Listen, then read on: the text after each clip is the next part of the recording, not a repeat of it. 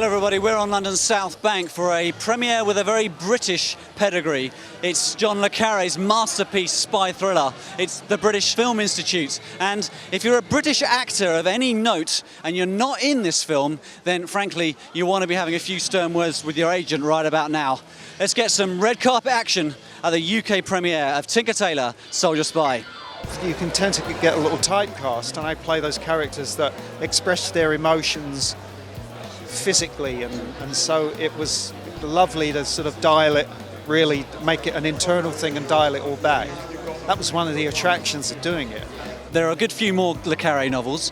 Would you be tempted if this goes the way we all hope it would? If this was a success, if it enjoys some commercial success, then I think that they may make another one, and I would definitely come back as Smiley. Yeah, Smiley's people, isn't it? Dark Knight Rises is next for you. I see some similarities between Smiley and Jim Gordon, I have to say, especially in the way you play him. How's Dark Knight looking from your perspective coming off the set? I was on the set last night. So you're the man to talk about it right now. I can't tell you anything about it. I'm sworn to secrecy. We finish in November, so it's from April to November. I think Morgan Freeman went off and made a whole movie. It's coming out. I think it's amazing. Amazing. Well, listen, congratulations. Enjoy tonight. Great stuff. See you tomorrow. Thank you. One does walk on a little tongue-tied when you see who's around you. Particularly John Hurt, I think, had that effect on all of us.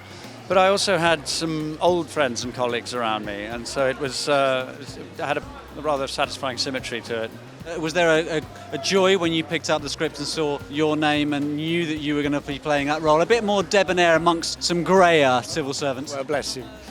I was intrigued before I even knew which part they had in mind for me. I'd have played anybody in this. I thought this was going to be uniquely brilliant. And uniquely brilliant it is. Thank you so much for spending time. Cheers, Colin. Was this, in some ways, a relief that you didn't have to be totally buff for this? You could keep your clothes on a bit and just, act? Yeah, it was nice to just wear the slippers, do you know what I mean, and do the old smoking jacket routine and then sit there and talk. But they put a wig on my head. They taped a ferret to my head, and there was nothing I could do about it. So I thought you grew that yourself. No, they grew it in a special botanical gardens like Kew. Gary Oldman has said that he was in awe of you and it was awesome working with you. You must have felt the same way about a number of those actors you were with. I mean, I did with Gary. I've been looking forward to work with Gary for a long time, and one never had the opportunity, and it came up. I'm thrilled because he was an absolutely top gear.